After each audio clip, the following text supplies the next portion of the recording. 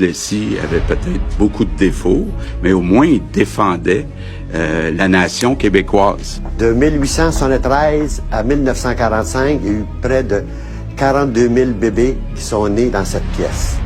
Aussitôt que la fille-mère avait accouché de son enfant, elle était séparée immédiatement de son bébé. Et le bébé, lui, était descendu dans un mont de charge jusqu'au rez-de-chaussée pour être baptisé. La fille-mère ne voyait jamais son enfant.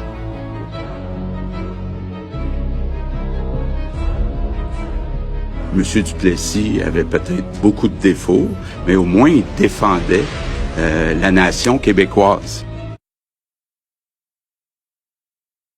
La science également nous montre que les choses ont changé. On n'a pas besoin que ce soit la famille biologique. Sur la primauté du lien familial biologique, vous êtes prêt à vous battre pour ça, Monsieur le ministre, pour ce changement dans la loi, pour que ce soit une véritable révolution? Moi, je crois qu'il faut aller là. Par exemple, notre programme Agir tôt, qui prend en charge les enfants dès la naissance. La vie de grossesse que Mme Laurent nous a suggéré de mettre sur place, qu'on est en train de mettre sur place. Donc, on veut faire des interventions en amont. D'ailleurs, les recommandations que Mme Laurent a faites, 4 des 5 premières étaient vraiment en amont de la protection de la jeunesse. Ouais. Donc, on veut attraper ces familles-là, comme je parlais tantôt, on veut les attraper le plus rapidement possible. Puis, un des bons endroits pour les attraper, c'est dès la grossesse de la mère. C'est moi qui est élu, donc c'est moi qui décide. M. Duplessis avait peut-être beaucoup de défauts, mais au moins il défendait la nation québécoise. Puis lui, il voulait savoir. J'ai dit, pourquoi il n'y a plus une dent dans la bouche, cet homme-là?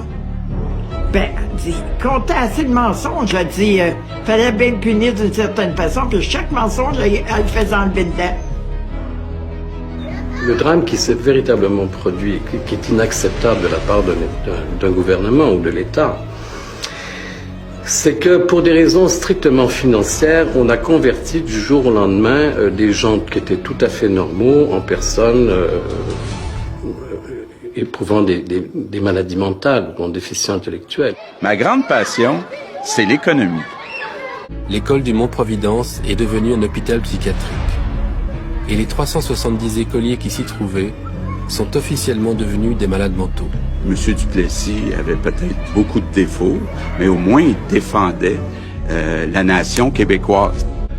Autant Maurice Duplessis fut adulé jusqu'à sa mort, autant il fut détesté, renié après. Son long règne, on l'a appelé la Grande Noirceur, et il devint synonyme de corruption, de patronage, de despotisme.